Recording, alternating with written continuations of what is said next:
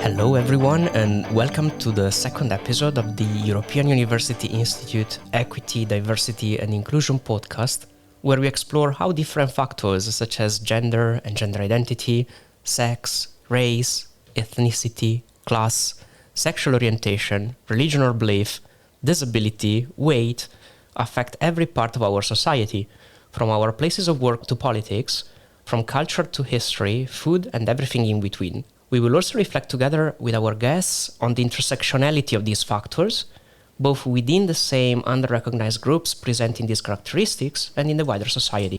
This podcast makes us all part of the conversation because we are all part of the story. My name is Giuseppe Zago. I am the Equity, Diversity and Inclusion Officer at the EY. This episode of our podcast will be online during Women's History Month. And so with our guest, we want to talk about gender and the societal gaps that still exist in our society and in many places of work and study that affect half of the human population. We are very happy to have here with us Awuor Ofafa to discuss initiatives to promote gender equality and tackle systemic discrimination against women by chatting with her about Awuor's area of expertise, that is sustainable mobility with a focus on African countries. Awuor is an electricity infrastructure development expert with over 8 years experience in design, construction supervision, operation, and maintenance of high-voltage electricity infrastructure under EPC+F contracts. Awuor has joined the European University Institute in Florence as part of the team developing the African School of Regulation. She works as a researcher in exploring viable partnerships in the Africa energy sector and identifying capacity-building opportunities for experts working in increasing energy access in Africa. She is passionate about increasing access to electricity through research and innovation, regulation and policy in the energy sector, but also mentorship of women in energy and gender equality. Hello, Awuor. Welcome to the EDI podcast, and thank you for accepting our invite. So, I'd like to begin with a question about you. Actually, can you tell us a little bit about why you decided to specialize in the energy and sustainable mobility sector in Africa? Thank you, Giuseppe. Thank you so much for having me here today. I think that my interest in the energy sector started at an early age without quite well understanding what the energy sector was. While studying in Africa, so I studied in Kenya, in a high school in Kenya, we were torn between studying sciences or arts.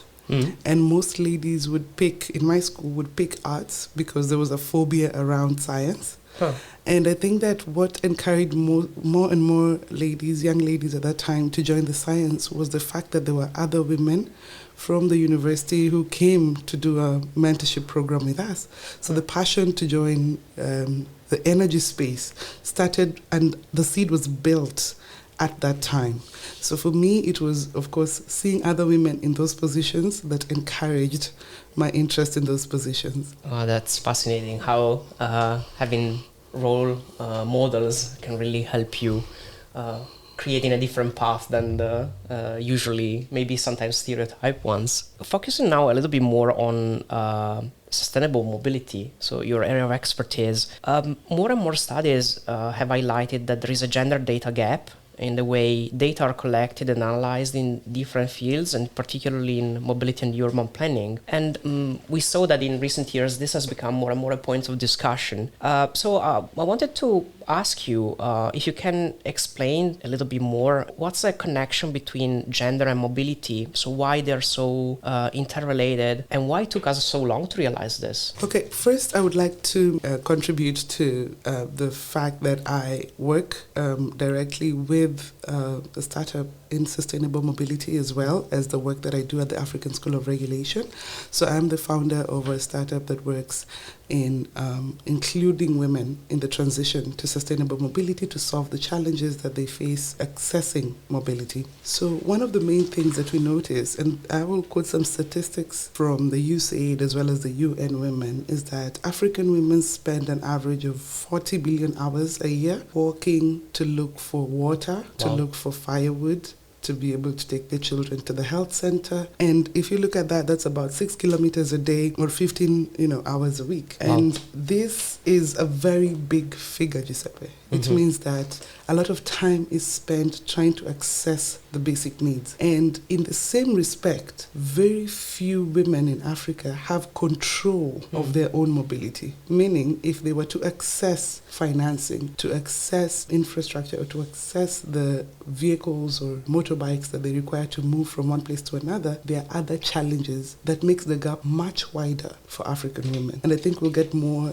deeper into that later, but these are some of the challenges that you can see already exist in Africa for African women. Wow, that's so fascinating. I mean, you wouldn't think that moving around moving around towns can have gender implications. So can you tell us a little bit more how your project is designed to empower women in that sense? How do you see representation play an important role empowering women and ensure sustainable mobility? So gender differentiated impact of energy infrastructure projects are not always immediately apparent or not always immediately recognized. And this is because in the planning phase of a project, an energy access project, a mobility access project, we do not make considerations for gender. So what I think that my startup is doing differently, and I think many organizations are now doing differently, is ensuring the contribution of women at the planning phase. So what we're doing in the rural parts, so our focus is not in the urban parts of Africa, but in the rural parts of Kenya, is to first have workshops embedded within our stakeholder engagement activities. And I would encourage more and more companies to take this approach, because what we learned is that during these engagements, women will speak up, one, about the challenges they're facing, about the needs they have, and about the solutions are. So the solution came from the community and it came from the women. So having both genders represented in the conversation actually enriches the solution. If you look at access to land, for example, so if you look at big infrastructure project, which is tied to mobility and tied to energy access as well,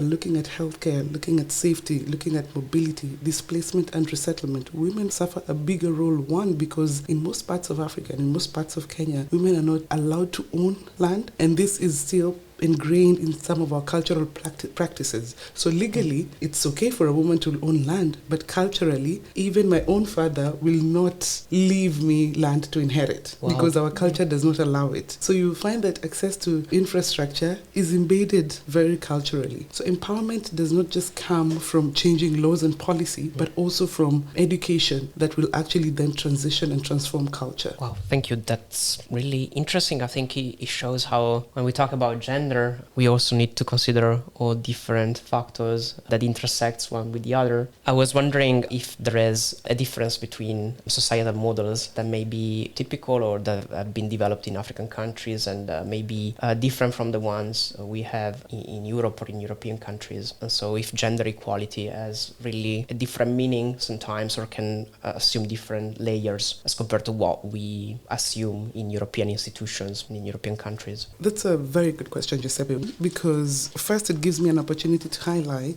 that within Africa we have great diversity, very different cultural practices across the board, even within each individual country. For example, in Kenya we have 42 different tribes and counting, right? So it means that cultural practices are very different within each African country, within each African community. However, the problem of gender is the same globally. Underrepresentation is the same globally. Discrimination is felt in different ways, but the impact cuts across. Now, the challenges faced are different because if you look at in Europe, I've lived here now for a year in Florence, but I've lived in the United Kingdom before, and I've traveled across Europe in different countries. And my experience as a woman, first, has been different, and as a black woman has also been different. Now, the same applies in Africa. Your experience as a woman from Kenya would be different than that from South Africa. But the gaps are still existing for women in Europe as well as for women in Africa. Now, let me give an example of some of the differences. What I said before about access to property or ownership of property is very different, because I believe that in Europe, women have a right to own property whenever they can afford it. The laws allow you to have a job, to pay taxes in equal measure as the other genders. And I think that this then allows for the beginning of the conversation transitioning into equality and equity. In Africa, there's still a gap to bridge there. Like access to finance is a challenge. I mean, my mother grew up at a time when she couldn't get a bank account until my dad signed on, or she had my father's ID to open a bank account. So the world has transitioned, because I went into the bank and I opened a bank account without requiring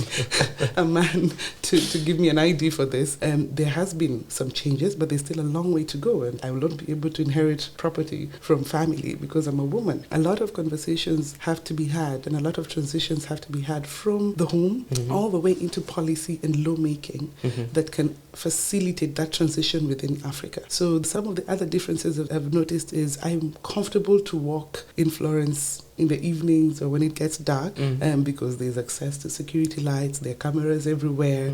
I see police patrolling. I feel safer to walk around here. But I know that when I go back home, there's some places that I'll not be able to walk around safely in the evenings. I know it applies, even in Europe, there's some places, yes, but sure.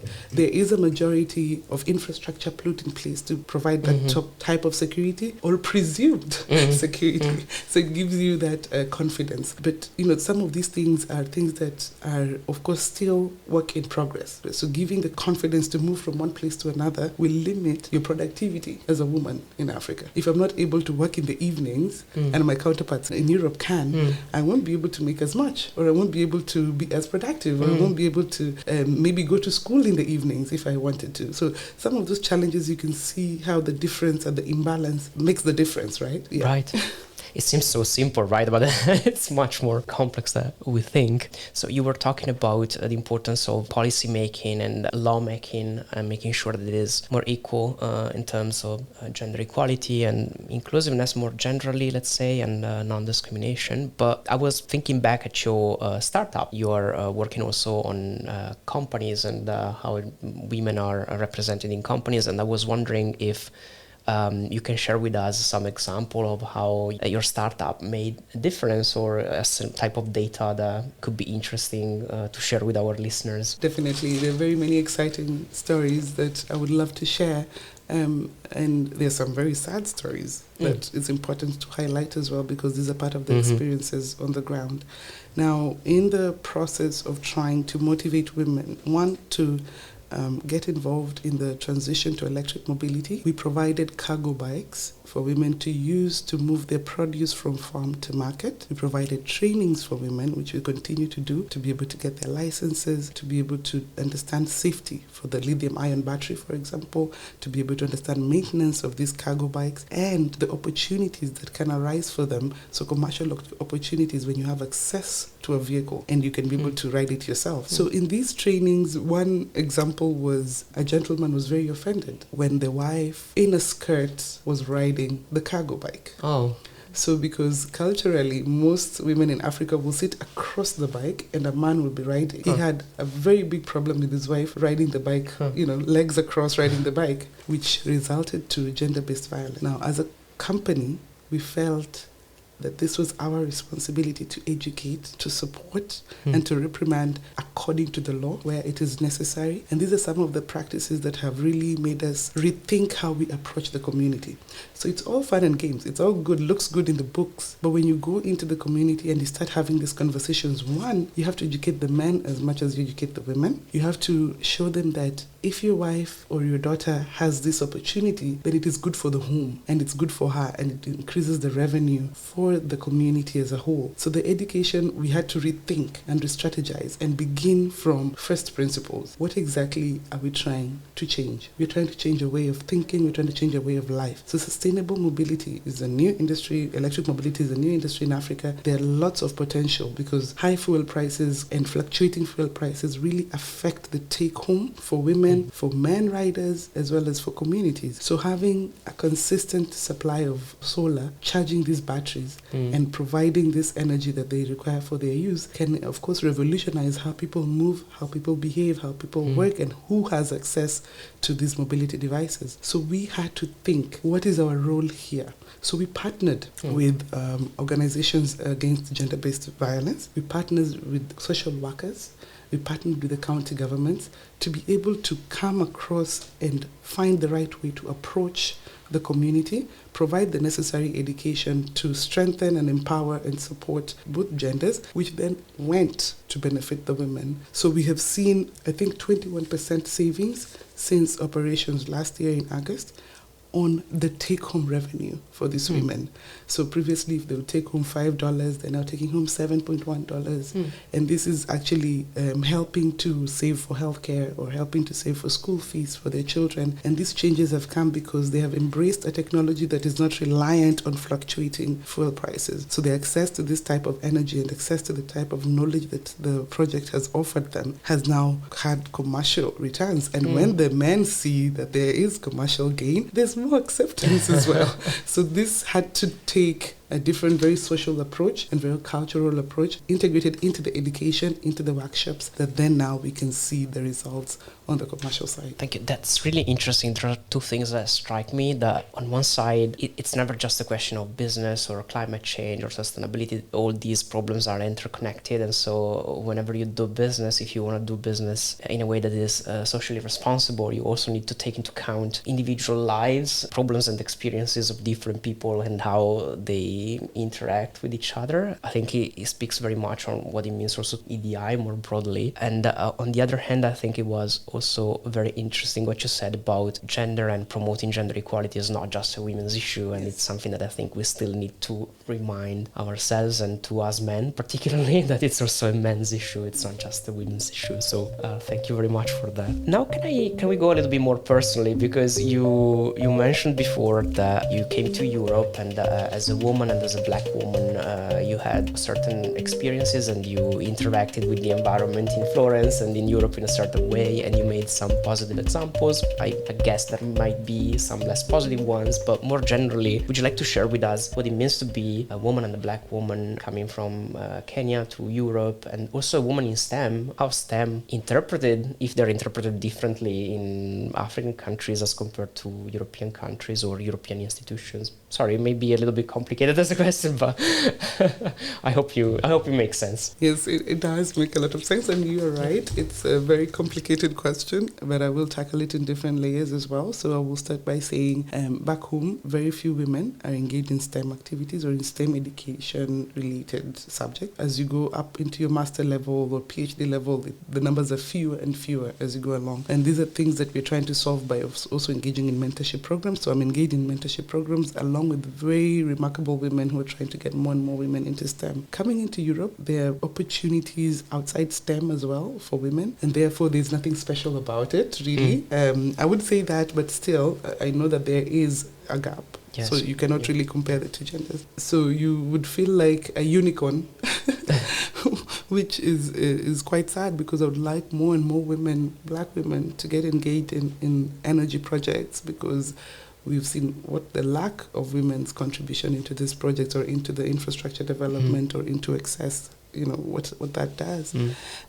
So being in Europe, I think one of the biggest challenges for me was, without even the layer of like you're educated or you run a business or you work at the EUI, for example, there's racial profiling being a black in Europe, which comes in many ways. From the moment you enter the airport and you're trying to get your visa looked at, there's a lot of profiling. And when you enter the bus and there's another black man on the bus, the ticket person will assume that, the other black gentleman is with you or is your friend or is your husband. So that happened to me once. Very weird experience. And assumptions are made about you. There are many ways in which systematically I have felt disadvantaged working away from home. For example, access to like loans, or for those who are working in Europe from a different country, you really do not have access to loans. You may not really have access to a mortgage if you want to buy a house for your family. You need to go through a lot of hoops to get access to some of those very important financial instruments that can help you grow and develop.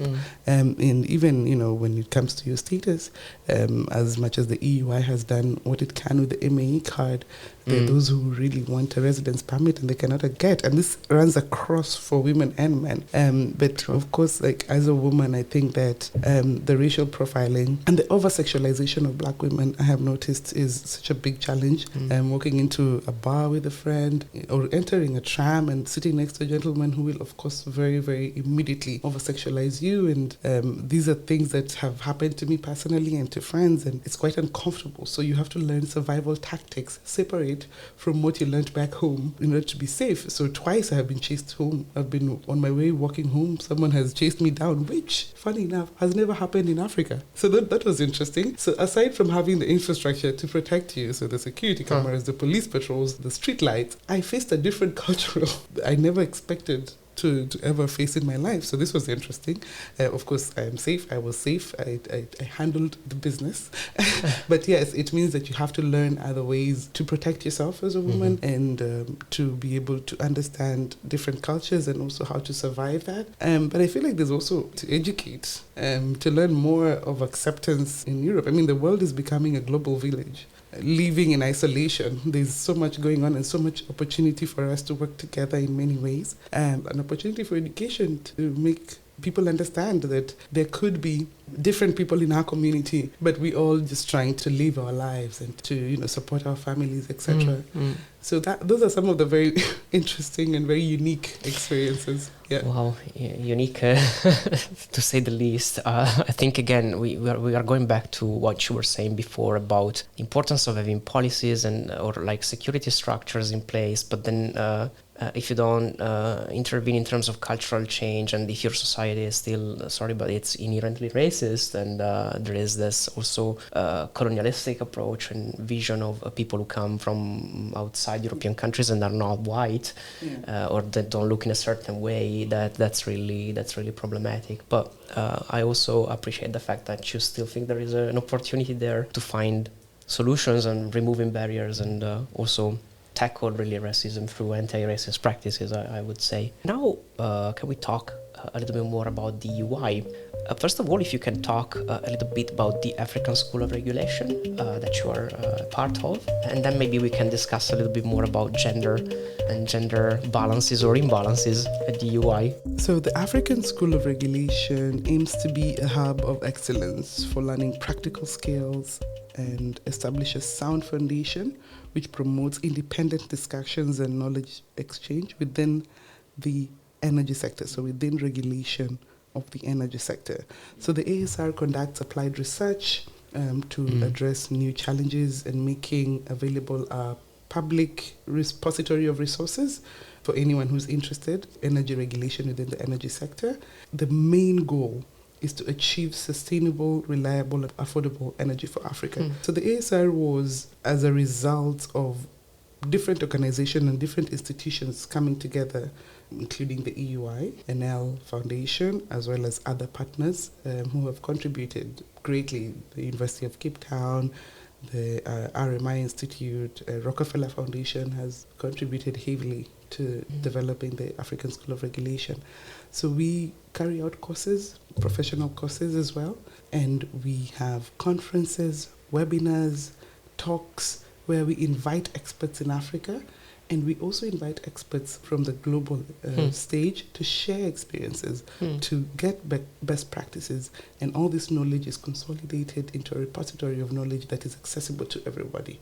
Sounds fantastic. I think people can find your work in terms of African School of Regulations on the EUI website? Yes, actually you can find our work on the EUI website. What is happening is the African School of Regulation has signed a hosting agreement that will remove us from the EUI to the African Capacity Building Foundation, with the EUI providing still very strong support and still being in charge of that transition. So we'll be all moving to Accra, Ghana, hopefully before the year ends, the entire team, and our relationship with the EUI will continue because we are sort of a sister school to the FSR. We are learning a lot from them and also empowering each other. Where there's a gap, we feed into solving that gap.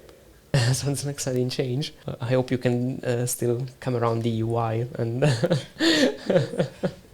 Definitely. So we are on africanschoolregulation.org. Great. So if anyone of our listeners wants to have a deeper look into it, they can go and check your website. Thank you for that. So the second part of my initial questions about gender at the EUI and, maybe also gender and its intersections, ethnicity, race, maybe even sexual orientation, gender identity, so on and so forth. Do you have any experiences that you would like to share in terms of what the EUI has done or what we could do more to create a more welcoming environment or more inclusive environment? I think there's a lot more to be done. What has been done is good. I will not take away from that. But I think that with representation, the EUI is still a bit behind when it comes to diversity of cultures and also highlighting those different cultures, because I know they exist maybe in few numbers, but they are here. I know that there are different groups within the EUI that support different gender orientation. There's a group of the LGBTQ run by researchers who are very passionate about the topic. Just recently we celebrated Black History Month, and there was a very nice event that had Black and mixed race students and researchers and staff participating and giving their experiences, which I think is very, very good. So highlighting more opportunities like that, ensuring that everybody's aware that this is happening, maybe also including more diverse experiences in the staffing could provide an enriched culture, an enriched syllabus, an enriched curriculum, because you find that teaching styles, experiences, field work and research, data collected in the field will vary also based on these levels of diversity.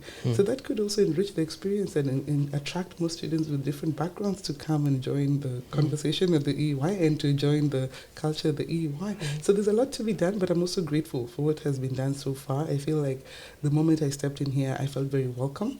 That there were opportunities to network, there were opportunities to learn more with the staff and the students, and I think that those just should be highlighted and have more events that are celebrating the diversity within the EUI.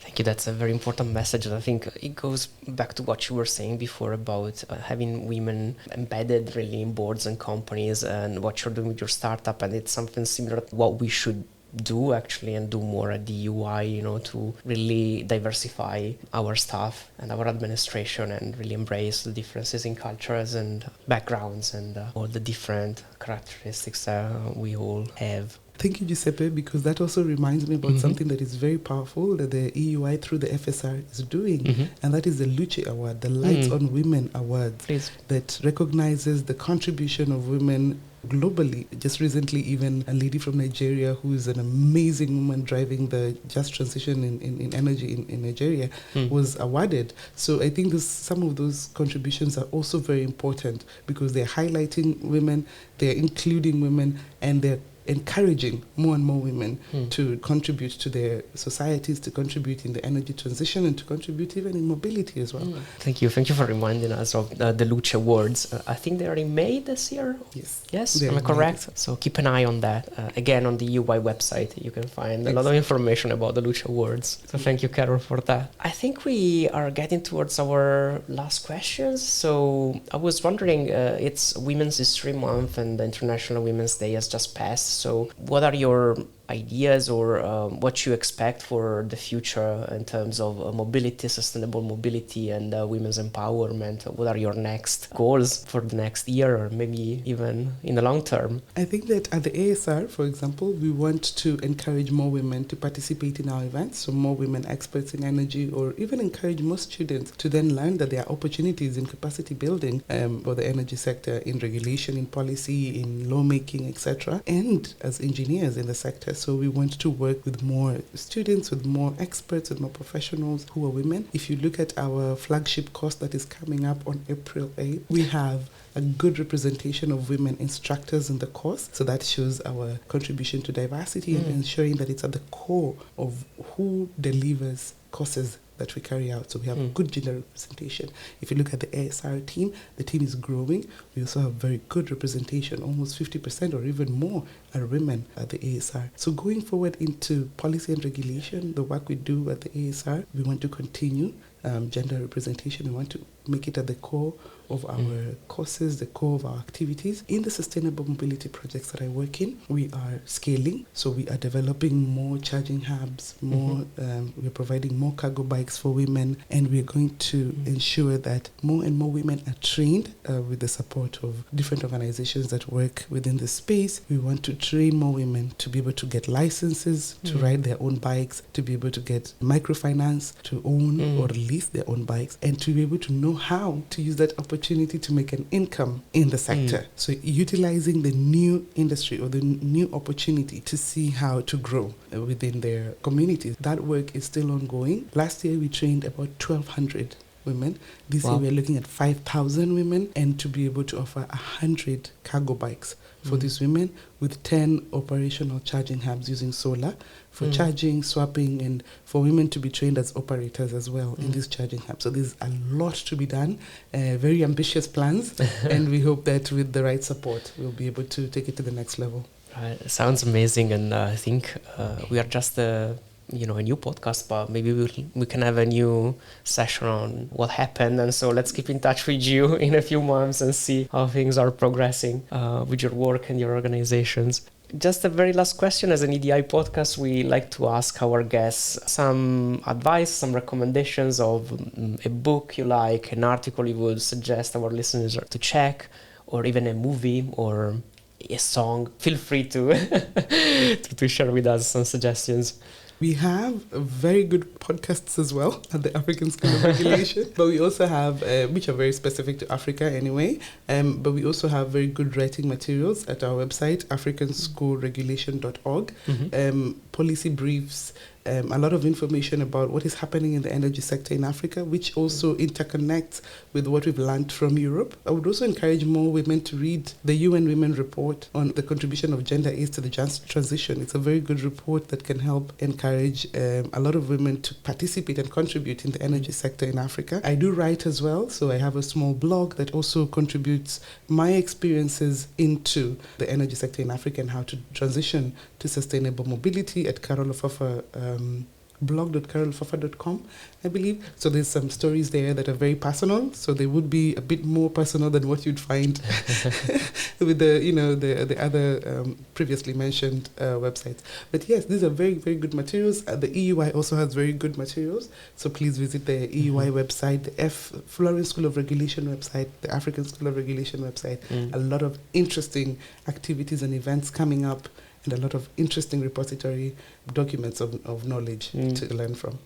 Thank you very much, Carol. And I can confirm the blog post address was correct, and I had a look at it. It's super interesting. So Great. Give it a try, and also to do all the other materials that Carol suggested to us. Thank you very much for being with us, and thank you to all our listeners. You can find the episodes on YouTube and Radio Cavolo. Goodbye, everyone.